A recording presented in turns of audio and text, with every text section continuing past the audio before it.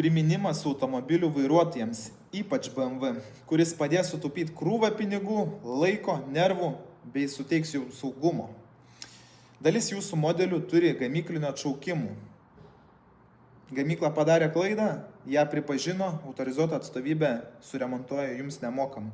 Tos klaidos dažnu atveju įtakoja net automobilio užsidegimą, airbag sistemos avarijos metu suveikimą.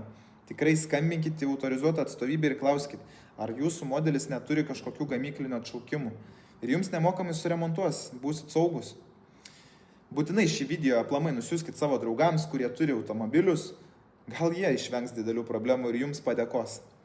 Šiandien važiuojam mes autostradą su kolega paimti kliento nupirktą automobilį iš Vilniaus ir lenkiam X1. Žiūriu, belekai baltais dūmais dūmina mašiną iš galo. Galvoju, gal sugedo turbina, gal variklis.